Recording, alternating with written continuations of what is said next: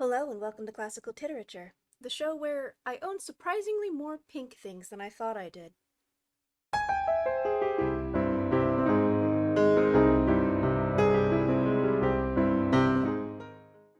So recently on Classical Titerature, we finished up reading Lewis Carroll's Alice's Adventures in Wonderland, and I figured we could follow that up with Alice Through the Looking Glass and what she found there, since it is, after all, my preferred between the two books. In fact, when I was a kid, because I was the kind of kid who had many books and very few friends, I memorized quite a few chunks of this book, including the Jabberwocky poem, which we will be covering today. Much like with Wonderland, Carroll opens Through the Looking Glass with a poem, which we will also be beginning with. Child of the pure, unclouded brow, and dreaming eyes of wonder, through time be fleet, and I and thou are half a life asunder. Thy loving smile will surely hail the love-gift of a fairy tale. I have not seen thy sunny face, nor heard thy silver laughter. No thought of me shall find a place in thy young life's hereafter. Enough that now thou wilt not fail to listen to my fairy tale. A tale begun in other days, while summer suns were glowing, a simple chime that served to time the rhythm of our rowing, whose echoes live in memory yet, though envious years would say, forget. Come, hearken then, ere voice of dread, with bitter tidings laden, shall summon to unwelcome bed a melancholy maiden. We are but older children, dear, who fret to find our bedtime near. Without the frost, the blinding snow, the storm wind's moody madness, within the firelight's ruddy glow, and childhood's nest of gladness, the magic words shall hold thee fast, thou shalt not heed the raving blast. And though the shadow of a sigh may tremble through the story, for happy summer days gone by, and vanished summer glory, it shall not touch with breath of bale the pleasure of our fairy tale. Chapter 1. Looking Glass House. One thing was certain. That was the white kitten had had nothing to do with it. It was the black kitten's fault entirely. For the white kitten had been having its face washed by the old cat for the last quarter of an hour, and bearing it pretty well, considering. So you see that it couldn't have had any hand in the mischief.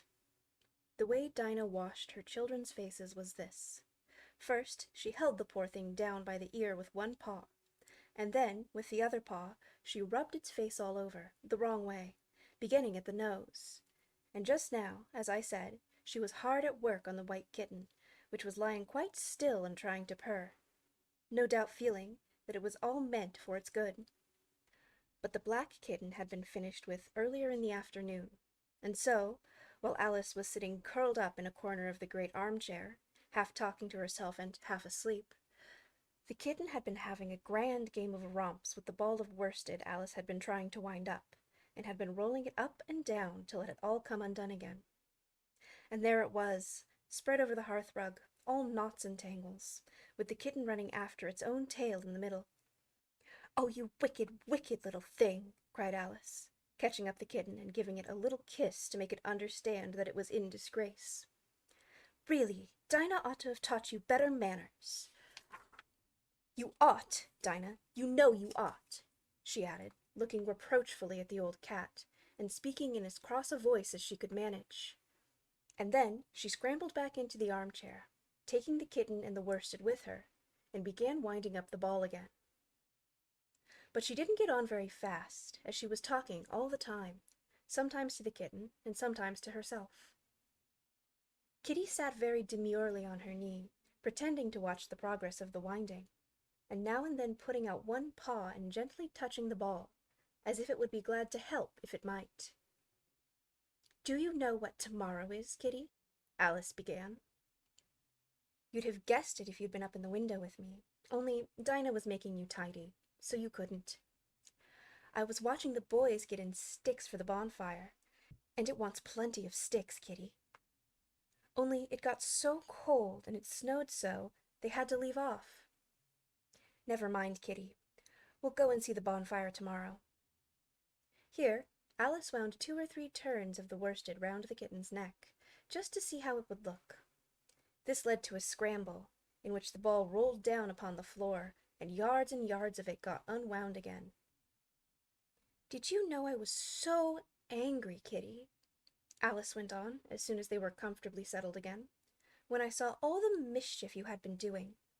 I was very nearly opening the window and putting you out into the snow, and you'd have deserved it, you little mischievous darling.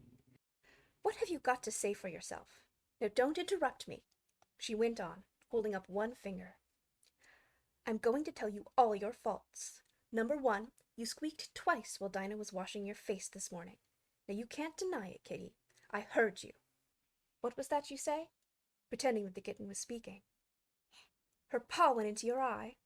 Well, that's your fault for keeping your eyes open. If you'd shut them tight up, it wouldn't have happened. Now, don't make any more excuses, but listen. Number 2, you pulled Snowdrop away by the tail just as I had put down the saucer of milk before her. What, you were thirsty, were you? How do you know she wasn't thirsty too? Now, for number 3, you unwound every bit of the worsted while I wasn't looking.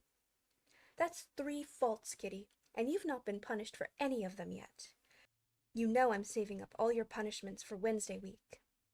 "Suppose they had saved up all my punishments," she went on, talking more to herself than the kitten. "What would they do at the end of a year? I should be sent to prison, I suppose, when the day came. Or, let me see. Suppose each punishment was to be going without dinner. Then, when the miserable day came, I should have to go without 50 dinners at once. Well, I shouldn't mind that much. I'd far rather go without them than eat them. Do you hear the snow against the window panes, Kitty? How nice and soft it sounds. Just as if someone was kissing the window all over outside. I wonder if the snow loves the trees and fields, that it kisses them so gently, and then covers them up snug, you know, with a white quilt.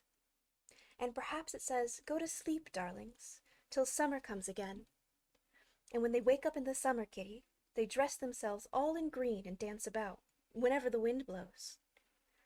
"Oh, that's very pretty," cried Alice, dropping the ball of worsted to clap her hands. "And I do so wish it was true. I'm sure the woods would look sleepy in the autumn, when the leaves are getting brown. Kitty, can you play chess?" "No, don't smile, my dear. I'm asking it seriously. Because, when we were playing just now, you watched just as if you understood it, and when I said check, you purred. Well, it was a nice check, Kitty, and I really might have won, if it hadn't been for that nasty knight that came wriggling down among my pieces. Kitty, dear, let's pretend." And here I wish I could tell you half the things Alice used to say, beginning with her favorite phrase, "Let's pretend." She had had quite a long argument with her sister only the day before, all because Alice had begun with "Let's pretend we're kings and queens," and her sister, who liked to be very exact, had argued that they couldn't, because there were only 2 of them, and Alice had been reduced at last to say, "Well, you can be one of them, then I'll be all the rest." And once she had really frightened her old nurse by suddenly shouting in her ear, "Nurse, do let's pretend that I'm a hungry hyena and you're a bone." But this is taking us away from Alice's speech to the kitten. "Let's pretend that you're the Red Queen, Kitty. Do you know, I think if you sat up and folded your arms, you'd look exactly like her. Now do try. There's a dear." And Alice got the Red Queen off the table and set it up before the kitten as a model for it to imitate. However, the thing didn't succeed, principally, Alice said, because the kitten wouldn't fold its arms properly. So, to punish it, she held it up to the looking-glass so that it might see how sulky it was. "And if you're not good directly," she added, "I'll put you through into the looking-glass house. How would you like that? Now, if you'll only attend, Kitty, and not talk so much, I'll tell you all my ideas about Looking-Glass House. First, there's the room you can see through the glass. That's just the same as our drawing room, only the things go the other way. I can see all of it when I get upon a chair, all but the little bit behind the fireplace. Oh, I do so wish I could see that bit. want so much to know whether they've a fire in the winter. You never can tell, you know, unless our fire smokes, and then smoke comes up in that room too. But that may be only a pretense, just to make it look as if they had a fire. Well then, the books are something like our books, only the words go the wrong way. I know that because I've held up one of our books to the glass, and then they hold up one in the other room. How would you like to live in Looking-Glass House, Kitty? I wonder if they'd give you milk in there. Perhaps Looking-Glass milk isn't good to drink. But oh, Kitty, now we come to the passage. You can just see a little peep of the passage in Looking-Glass House. If you leave the door of our drawing room wide open, and it's very like our passage as far as you can see, only you know it may be quite different on beyond. Oh, Kitty, how nice it would be if we could only get through into Looking-Glass House. I'm sure it's got, oh, such beautiful things in it. Let's pretend there's a way of getting through it somehow, Kitty. Let's pretend the glass has gone all soft like gauze, so that we can get through. Why, it's turning into sort of a mist now, I declare. It'll be easy enough to get through. She was up on the chimney-piece while she said this, though she hardly knew how she had got there. And certainly the glass was beginning to melt away, just like a bright, silvery mist. In another moment, Alice was through the glass, and had jumped lightly down into the looking-glass room.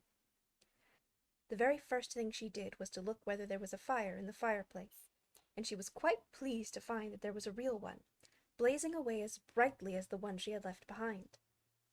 So I shall be as warm here as I was in the old room, thought Alice. Warmer, in fact, because there'll be no one here to scold me away from the fire. Oh, what fun it'll be when they see me through the glass in here and can't get at me. Then she began looking about, and noticed that what could be seen from the old room was quite common and uninteresting, but that all the rest was as different as possible. For instance, the pictures on the wall next to the fire seemed to be all alive, and the very clock on the chimney-piece, you know, you could only see the back of it in the looking-glass, had got the face of a little old man, and grinned at her. They don't keep this room so tidy as the other, Alice thought to herself, as she noticed several of the chessmen down on the hearth among the cinders. But in another moment, with a little "oh!" of surprise, she was down on her hands and knees watching them. The chessmen were walking about, 2 and 2. "Here are the Red King and the Red Queen," Alice said, in a whisper, for fear of frightening them. "And there are the White King and the White Queen sitting on the edge of the shovel. And here are the 2 castles walking arm in arm. I don't think they can hear me," she went on, as she put her head closer down. "And I'm nearly sure they can't see me. I feel somehow as if I was getting invisible." Here, something began squeaking on the table behind Alice, and made her turn her head just in time to see one of the white pawns roll over and begin kicking. She watched it with great curiosity to see what would happen next. "It is the voice of my child," the White Queen cried out, as she rushed past the king, so violently that she knocked him over among the cinders. "My precious Lily, my imperial kitten!" and she began scrambling wildly up the side of the fender. "Imperial fiddlestick," said the king, rubbing his nose, which had been hurt by the fall. He had a right to be a little annoyed with the queen, for he was covered with ashes from head to foot. Alice was very anxious to be of use, and, as the poor little Lily was nearly screaming herself into a fit, she hastily picked up the queen and set her on the table by the side of her noisy little daughter. The queen gasped and sat down. The rapid journey through the air had quite taken away her breath, and for a minute or two she could do nothing but hug the little Lily in silence. As soon as she had recovered her breath a little, she called out to the White King, who was sitting sulkily among the ashes, "Mind the volcano!" "What volcano?" said the king, looking anxiously into the fire, as if he thought it was the most likely place to find one. "Blew me up," panted the queen, who was still a little out of breath. "Mind you come up the regular way. Don't get blown up." Alice watched the White King as he slowly struggled up from bar to bar, till at last she said, "Why, you'll be doing hours and hours getting to the table at that rate. I'd far better help you, hadn't I?" But the king took no notice of the question. It was quite clear that he could neither hear nor see her. So Alice picked him up very gently, and lifted him across more slowly than she had lifted the queen, that she mightn't take his breath away. But before she put him on the table, she thought she might as well dust him a little. He was so covered with ashes. She said afterwards that she had never seen in all her life such a face as the king made, when he found himself held in the air by an invisible hand and being dusted. He was far too much astonished to cry out, but his eyes and mouth went on getting larger and larger, and rounder, till her hand shook so with laughing that she nearly let him drop onto the floor. "Oh, please don't make such faces, my dear," she cried out, quite forgetting that the king couldn't hear her. "You make me laugh so that I can hardly hold you. And don't keep your mouth so wide open. All the ashes will get into it. There, now I think you're tidy enough," she added, as she smoothed his hair and set him upon the table near the queen. The king immediately fell flat on his back and lay perfectly still, and Alice was a little alarmed at what she had done, and went round the room to see if she could find any water to throw over him. However, she could find nothing but a bottle of ink, and when she got back with it she found he had recovered, and he and the queen were talking together in a frightened whisper, so low that Alice could hardly hear what they said. The king was saying, "I assure you, my dear, I turned cold to the very ends of my whiskers." To which the queen replied, "You haven't got any whiskers." "The horror of that moment," the king went on, "I shall never, never forget." "You will, though," the queen said, "if you don't make a memorandum of it." Alice looked on with great interest as the king took an enormous memorandum book out of his pocket and began writing. A sudden thought struck her, and she took hold of the end of the pencil, which came some way over his shoulder, and began writing for him. The king looked so puzzled and unhappy, and struggled with the pencil for some time without saying anything. But Alice was too strong for him, and at last he panted out, "My dear, I really must get a thinner pencil. I can't manage this one a bit. It writes all manners of things that I don't intend." "What manner of things?" said the queen, looking over the book in which Alice had put "The White Knight is sliding down the poker. He balances very badly." "That's not a memorandum of your feelings." There was a book near Alice on the table, and while she sat watching the White King, for she was still a little anxious about him, and had the ink all ready to throw over him in case he fainted again, she turned over the leaves to find some part that she could read. "For it's all in some language I don't know," she said to herself. It was like this: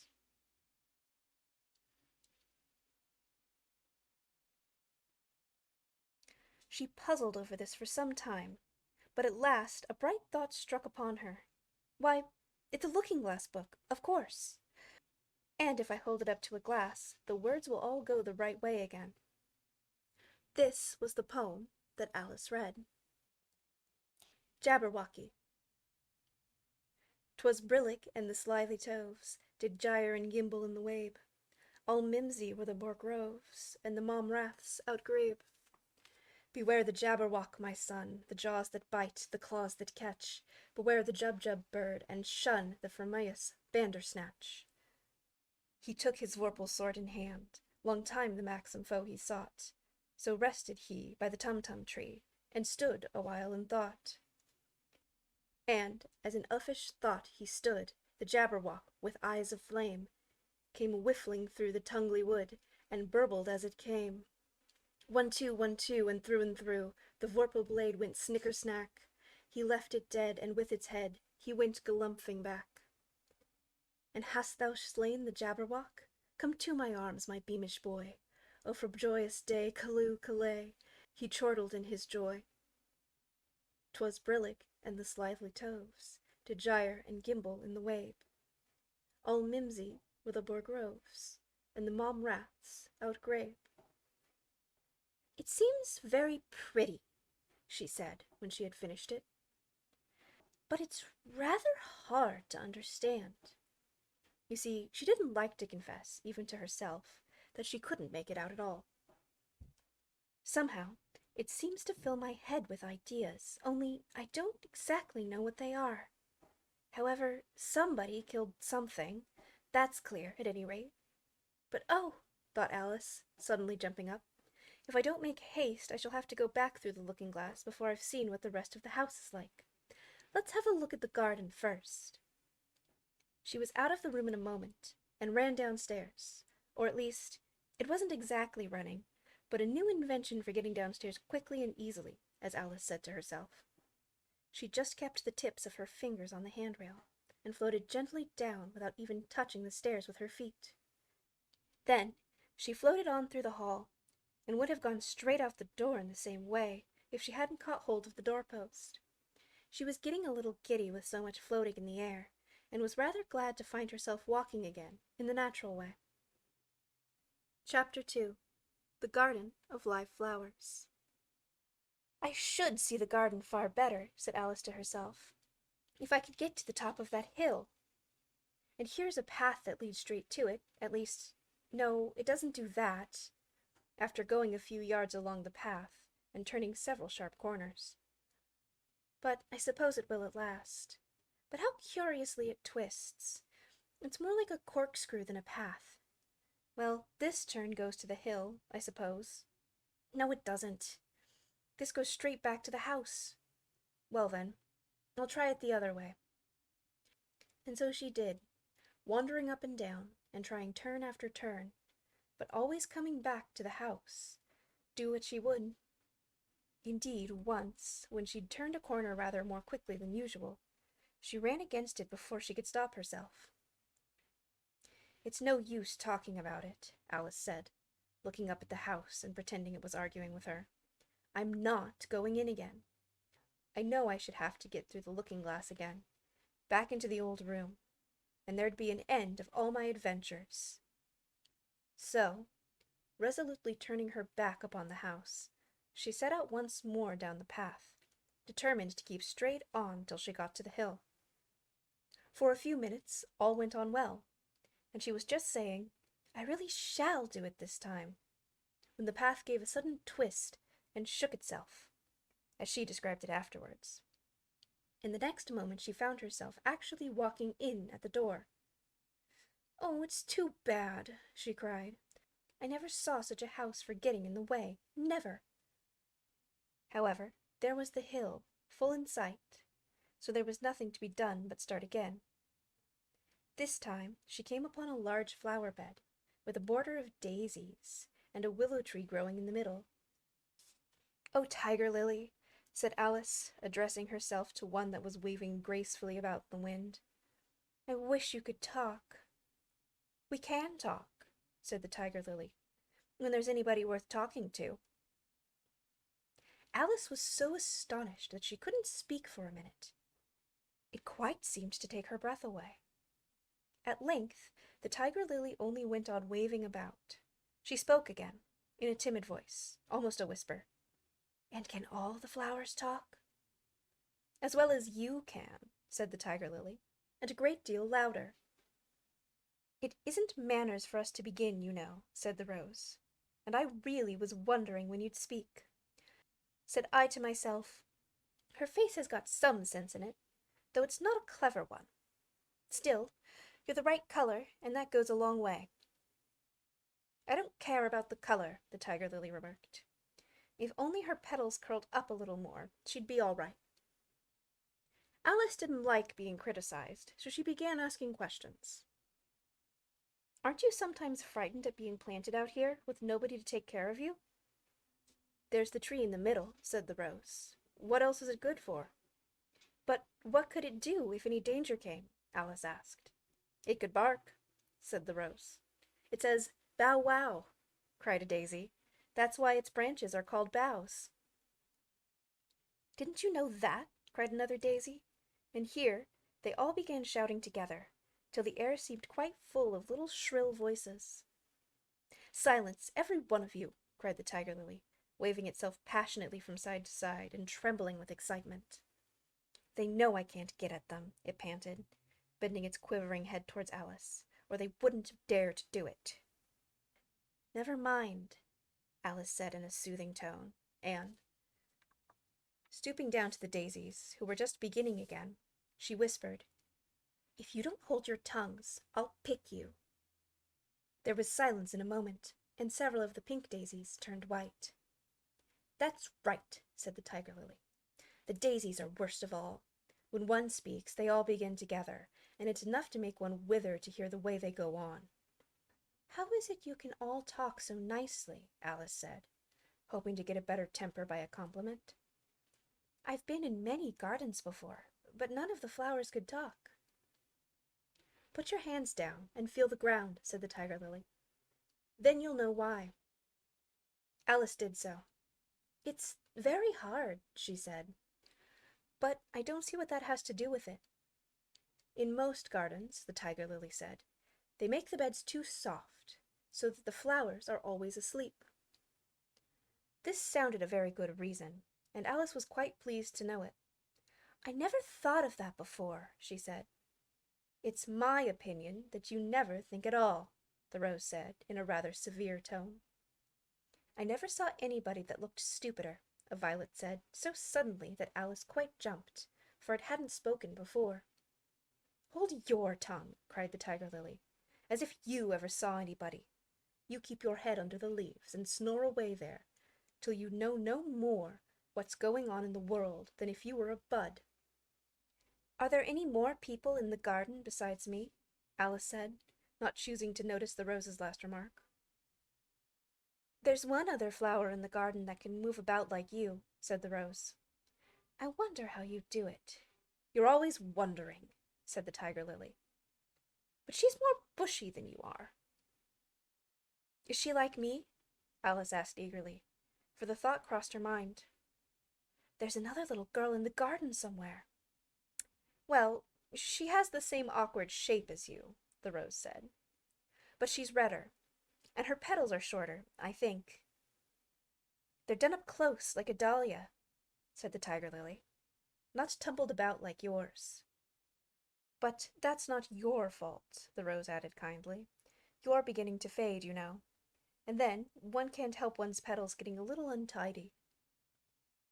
Alice didn't like this idea at all, so, to change the subject, she asked, "Does she ever come out here?" "I dare say you'll see her soon," said the rose. "She's one of the kind that has 9 spikes, you know." "Where does she wear them?" Alice asked with some curiosity. "Why, all round her head, of course. I was wondering you hadn't got some too. I thought it was the regular rule." "She's coming!" cried the larkspur. "I hear her footstep, thump, thump, along the gravel walk." Alice looked round eagerly and found that it was the Red Queen. "She's grown a good deal," was her first remark. She had indeed. When Alice first found her in the ashes, she had only been 3 inches high, and here she was, half a head taller than Alice herself. "It's the fresh air that does it," said the rose. "Wonderfully fine air it is out here." "I think I'll go and meet her," said Alice, for though the flowers were interesting enough, she felt that it would be far grander to have a talk with a real queen. "You can't possibly do that," said the rose. "I should advise you to walk the other way." This sounded nonsense to Alice, so she said nothing, but set out at once towards the Red Queen. To her surprise, she lost sight of her in a moment, and found herself walking in at the front door again. A little provoked, she drew back, and, after looking everywhere for the Queen, whom she spied at last, a long way off, she thought she would try the plan, this time, of walking in the opposite direction. It succeeded beautifully. She had not been walking a minute before she found herself face to face with the Red Queen, and in full sight of the hill she had been so long aiming at.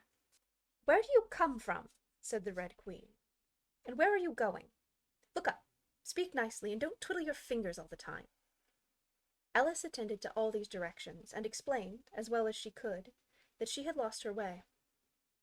"I don't know what you mean by your way," said the Queen. "All the ways about here belong to me." "But why did you come out here at all?" she added in a kinder tone. Curtsy while you're thinking what to say. It saves time. Alice wondered a little at this, but she was too much in awe of the Queen to disbelieve it.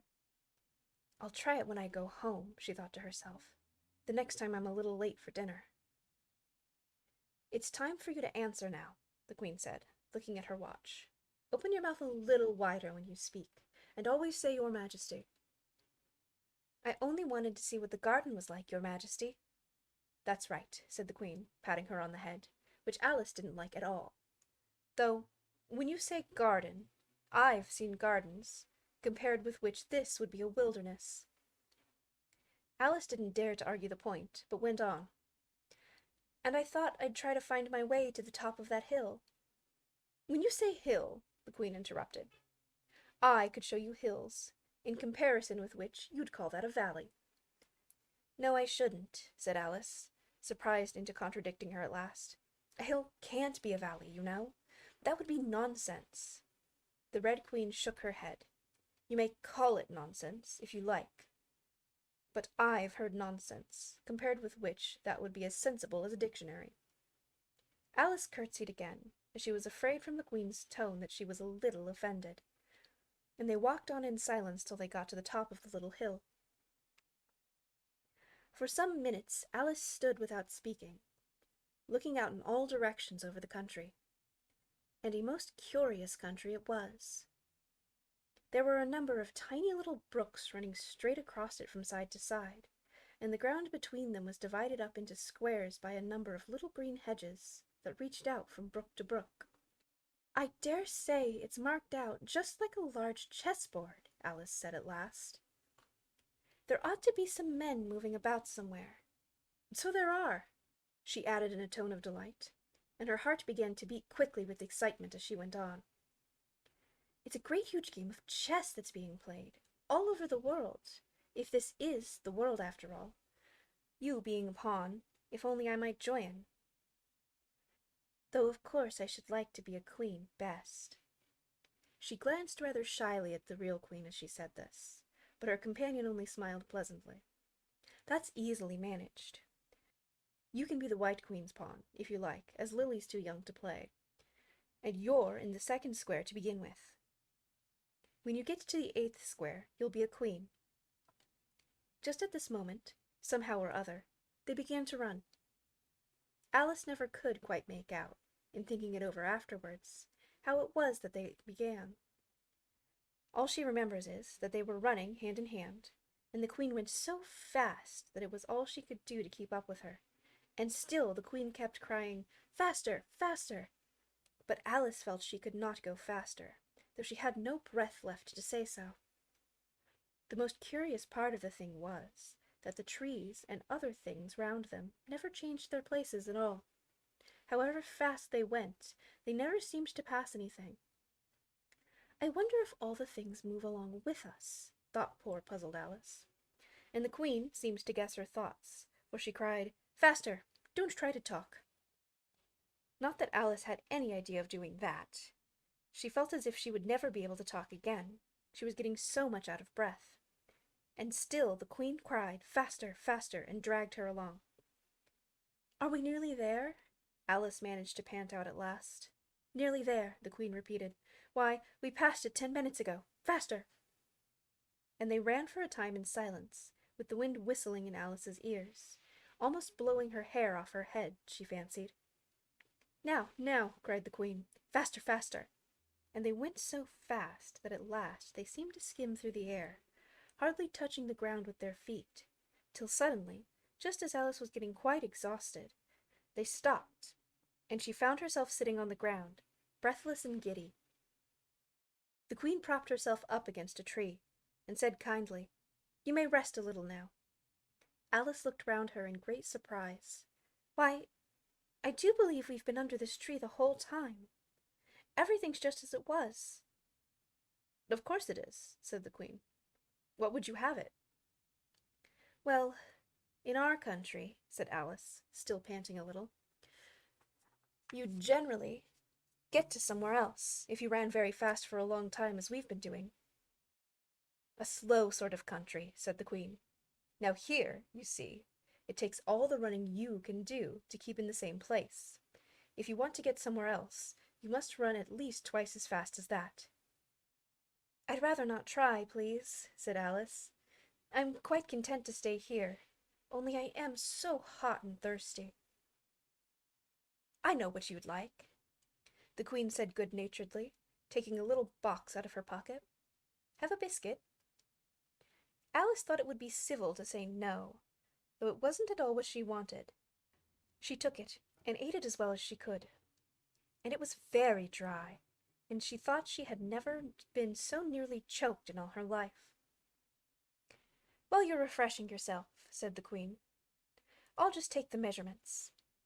And she took a ribbon out of her pocket, marked in inches, and began measuring the ground, and sticking little pegs in here and there. "At the end of 2 yards," she said, putting a peg to mark the distance, "I shall give you your directions." "Have you another biscuit?" "No, thank you," said Alice. "One's quite enough." "Thirst quenched, I hope?" said the Queen.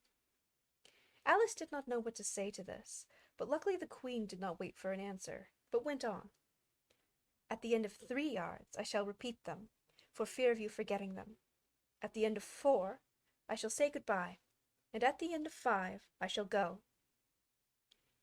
She had got all the pegs put in by this time, and Alice looked on with great interest as she returned to the tree, and then began slowly walking down the row. At the 2-yard peg she faced round, and said, "A pawn goes 2 squares in its first move, you know. So you will go very quickly through the 3rd square, by railway, I should think, and you'll find yourself in the 4th square in no time. Well, that square belongs to Tweedledum and Tweedledee. The 5th is mostly water. The 6th belongs to Humpty Dumpty. But you make no remark. I didn't know I had to make one just then," Alice faltered out. "You should have said," the Queen went on in a tone of grave reproof. "It's extremely kind of you to tell me all this.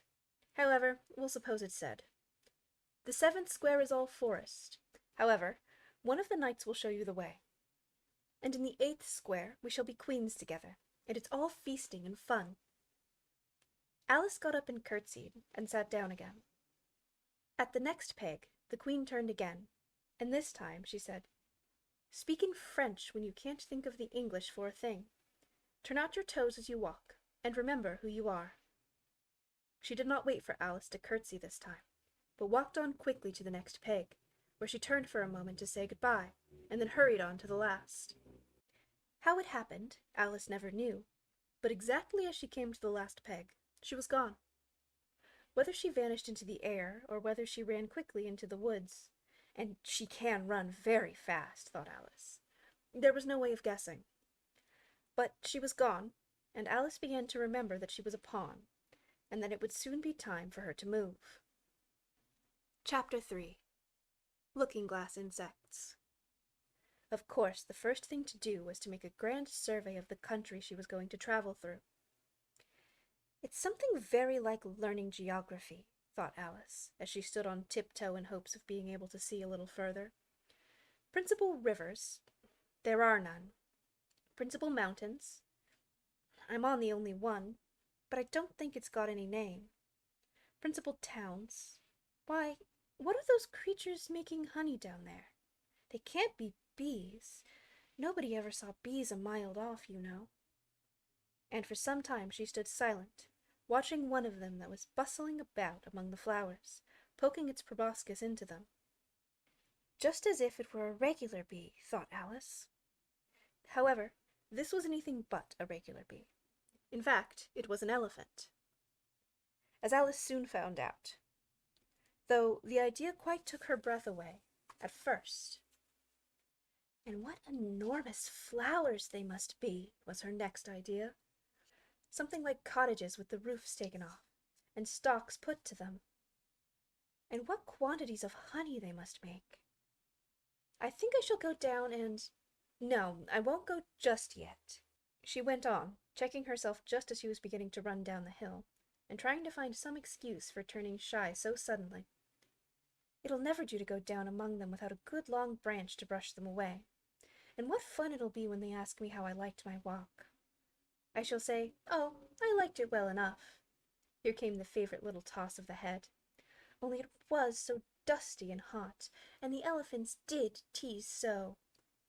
"I think I shall go down the other way," she said after a pause, "and perhaps I may visit the elephants later on. Besides, I do so want to get into the third square." So with this excuse, she ran down the hill and jumped over the first of the 6 little brooks. "Tickets, please," said the guard, putting his head in at the window. In a moment everybody was holding out a ticket. They were about the same size as the people, and quite seemed to fill the carriage. "Now then, show your ticket, child," the guard went on, looking angrily at Alice, and a great many voices all said together, like the chorus of a song, thought Alice, "Don't keep him waiting, child. Why, his time is worth £1,000 a minute." "I'm afraid I haven't got one," Alice said in a frightened tone. "There wasn't a ticket office where I came from." And again the chorus of voices went on. "There wasn't room for one where she came from. The land there is worth £1,000 an inch." "Don't make excuses," said the guard. "You should have bought one from the engine driver." And once more the chorus of voices went on with, "The man that drives the engine. Why, the smoke alone is worth £1,000 a puff." Alice thought to herself, "Then there's no use in speaking." The voices didn't join in this time, as she hadn't spoken, but, to her great surprise, they all thought in chorus. I hope you understand what thinking in chorus means, for I must confess that I don't. Better say nothing at all. Language is worth £1,000 a word. "I shall dream about £1,000 tonight, I know I shall," thought Alice. All this time the guard was looking at her, first through a telescope, then through a microscope, and then through an opera glass. At last he said, "You're traveling the wrong way," and shut up the window and went away. "So young a child," said the gentleman sitting opposite her. He was dressed in white paper. "Ought to know which way she's going, even if she doesn't know her own name." A goat, that was sitting next to the gentleman in white, shut his eyes and said in a loud voice, "She ought to know her way to the ticket office, even if she doesn't know her alphabet." There was a beetle sitting next to the goat. It was a very queer carriage full of passengers altogether, and as the rule seemed to be that they should all speak in turn, he went on with, "She'll have to go back from here as luggage." Alice couldn't see who was sitting beyond the beetle, but a hoarse voice spoke next. "Change engines," it said, and there it choked and was obliged to leave off.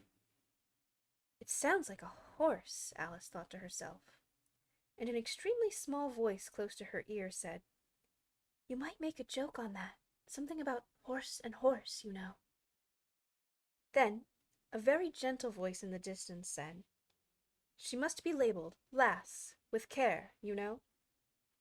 And after the other voices went on, "What a number of people there are in the carriage," thought Alice, saying she must go by post if she's got a head on her. She must be sent as a message by the telegraph. She must draw the train herself the rest of the way, and so on. But the gentleman dressed in white paper leaned forward and whispered in her ear, "Never mind what they all say, my dear, but take a return ticket every time the train stops." "Indeed I shan't," Alice said rather impatiently. "I don't belong to this railway journey at all. I was in a wood just now, and I wish I could get back there." "You could make a joke on that," said the little voice close to her ear. "Something about you would if you could, you know." "Don't tease so," said Alice, looking about in vain to see where the voice came from.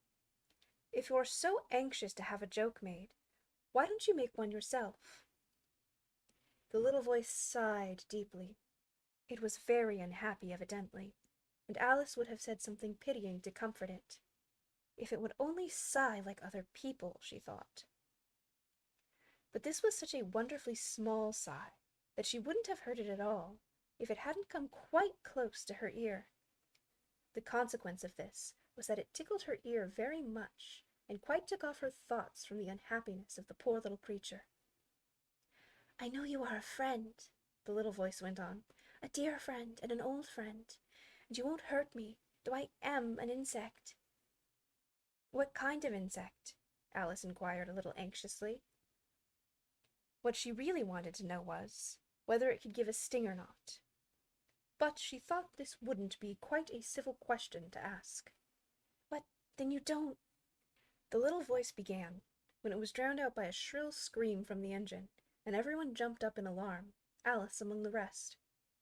The horse, who had put his head out of the window, quietly drew it in and said, "It's only a brook we have to jump over."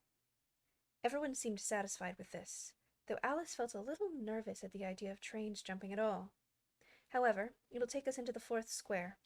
There's some comfort," she said to herself.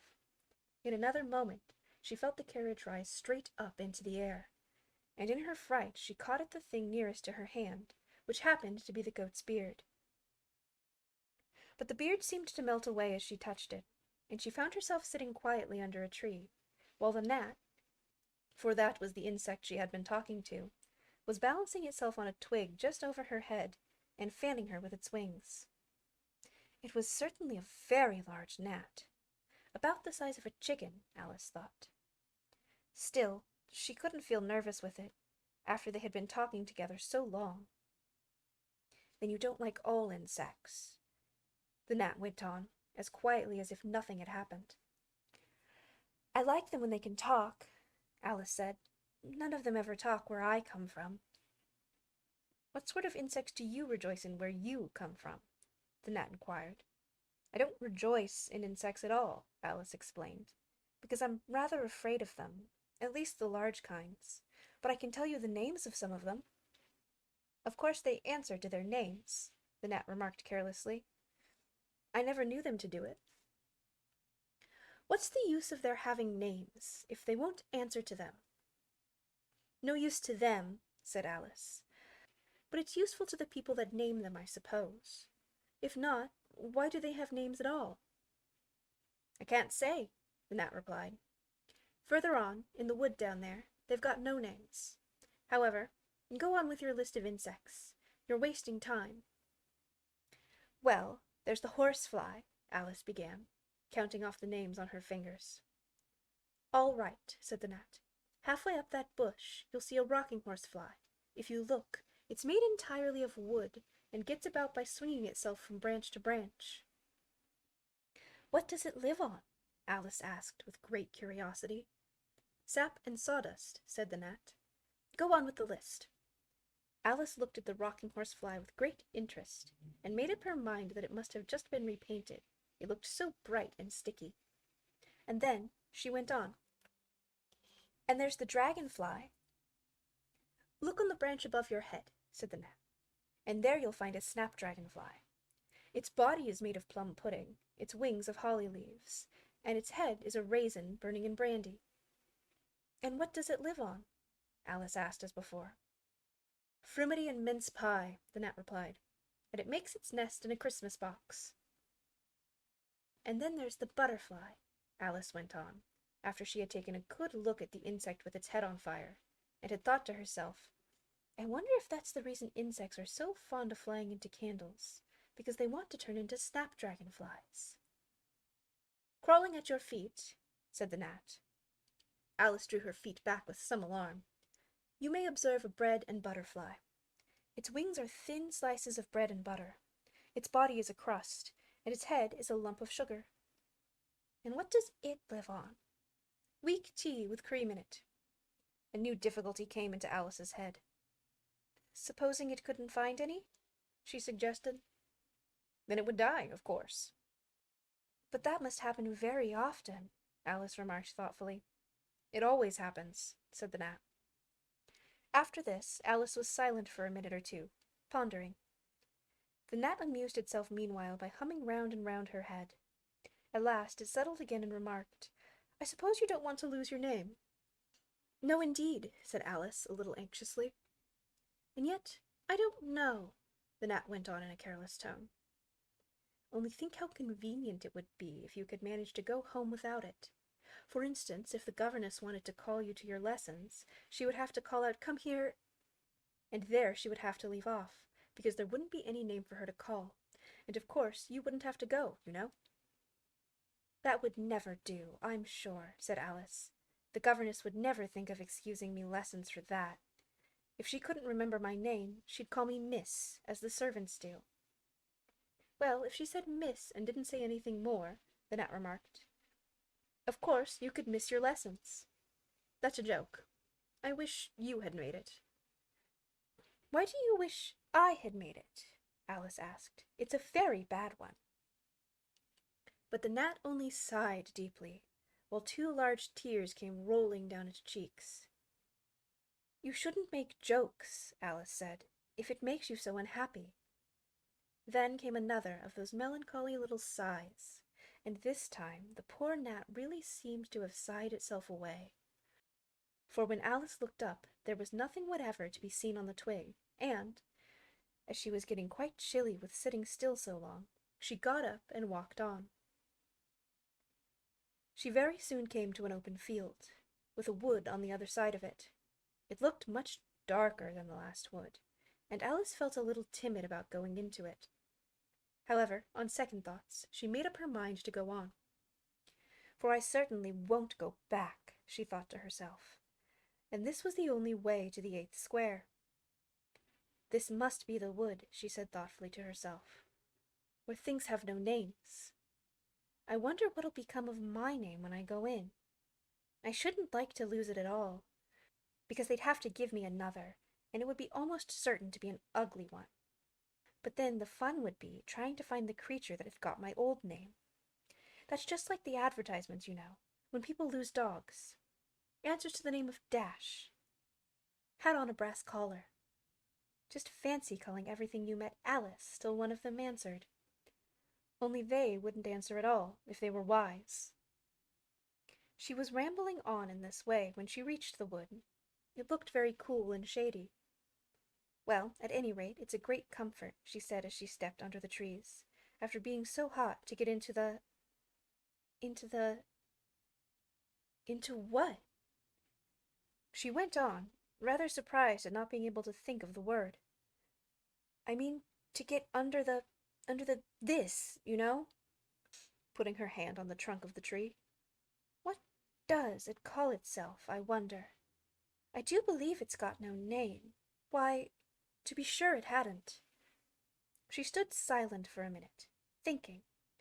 Then suddenly she began again. Then it really has happened after all. And now, who am I? I will remember if I can. I'm determined to do it. But being determined didn't help her much, and all she could say, after a great deal of puzzling, was L. I know it begins with L. Just then, a fawn came wandering by. It looked at Alice with its large, gentle eyes, but didn't seem at all frightened. Here then, Alice said, as she held out her hand and tried to stroke it.